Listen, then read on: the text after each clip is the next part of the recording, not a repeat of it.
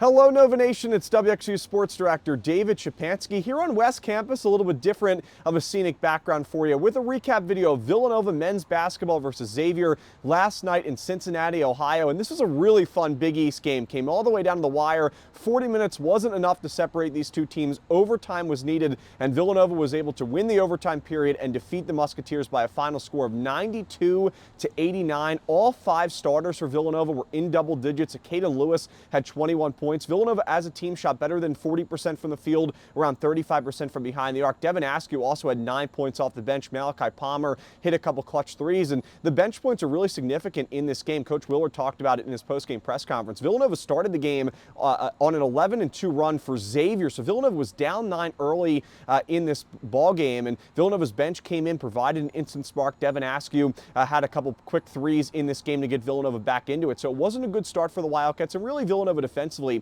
struggled throughout this game. Trey Carroll, one of the best scorers in the Big East, he had 28 points in this game for the Musketeers, and Xavier shot around 40% from behind the arc at the end of this contest. So Xavier really shot the ball well, and Trey Carroll was really, really good. They have a lot of depth scoring-wise for this Musketeers team, so you have to give Xavier a lot of credit with the way that they played. The biggest difference in this game, honestly, was the fact that Villanova only had 6 turnovers. Xavier was in double digits in terms of turnovers. The Wildcats took advantage of those turnovers, scored some key points, some key buckets, and Tyler Perkins really played well in the final few minutes of this game in the second half and in overtime. It was also great to see Bryce Lindsey, who started in this game once again. Coach Willard said that he still has a ton of confidence in Lindsey, and he had one of his best games since early January. So Lindsey played well, hit some big threes, and he was, you could argue, the best player for the Wildcats in overtime. So that was great to see, and I think it's going to be very important to watch to see if Lindsey can carry that success into the next game against UConn on Saturday. So Villanova's now 21-5. The Wildcats now have 7 Big East road wins. So that just really speaks to the attitude